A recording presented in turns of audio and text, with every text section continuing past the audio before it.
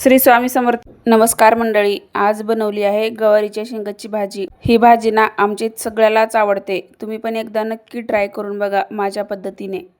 ही गवारी ना पावशर आहे. छान असं खुडून घेतली आहे गवारी आणि ना 2 पाण्यानं स्वच्छ धुवून घेतली आहे.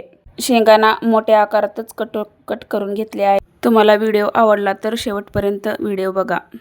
चला इकडे भाजी बघू. कढईमध्ये ना 2-3 चमचे तेल टाकून घेतलं आहे आणि ना त्यामध्ये मोहरी टाकून घेतली आहे. मोहरी ना तडतडली की जोपर्यंत मोहरी तडतडत नाही तोपर्यंत ना भाजीला फोडणी चांगली लागत नाही. त्यामुळे ना मोहरी कधी पण छान तडतडू द्यायची.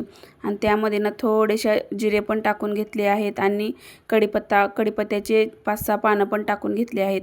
आणि इथे ना 2 कांदे, छोटे कांदे आहेत, 2 कट करून घेतले आहेत. छोट्या आकारातच घेतले आहेत कट करून. छान असं लाल होईपर्यंत तळून घ्यायचं. जास्त पण तळायचं नाही आणि कमी पण तळायचं नाही. कच्चा राहिला ना दाताखाली आला की चांगला लागत नाही. त्यामुळे ना थोडंसं लाल होईपर्यंत तळून घ्यायचं कांदा जास्त बी तळला तर भाजी ना कडवट लागते. त्यामुळे ना कांदा थोडासाच तळून घ्यायचा. कांदा आपला छान तळला आहे. त्यामध्ये ना शेंगा टाकून घेऊ. शेंगामधलं पूर्ण पाणी काढून घ्यायचं. शेंगामध्ये थोडं पण पाणी राहिलं ना पूर्ण तोंडावर उडतं. त्यामुळे ना पाणी पूर्ण काढून घ्यायचं शेंगामधलं. आणि छान इथं ना शेंगा परतून घ्यायच्या. शेंगा जोपर्यंत परतत तेलामध्ये छान परतून घ्यायच्या. शेंगा परतल्या ना त्यामध्ये घरचं ना काळं तिखट टाकून घेतलं आहे.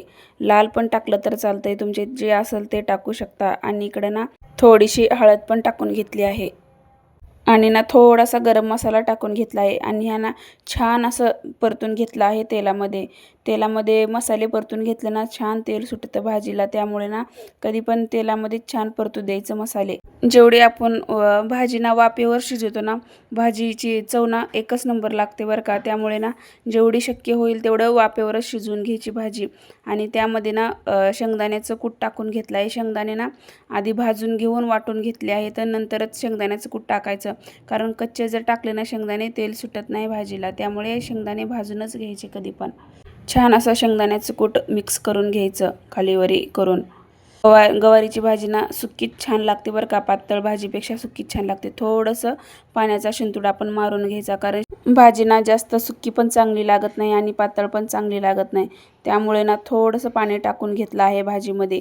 चला भाजीचा लुक काय असा दिसत आहे. छान असं तेल सुटलं आहे भाजीला आणि छान शिजली पण आहे भाजी. कोथिंबीर स्वच्छ धुवून घेतली आहे आणि कट करून थोडीशी भाजी झाली ना त्यावर टाकून घ्यायचं. कारण छान लागते. कच्ची कोथिंबीर पण छान लागते. तुम्हाला भाजी कशी वाटली ती नक्की कमेंट करून सांगा.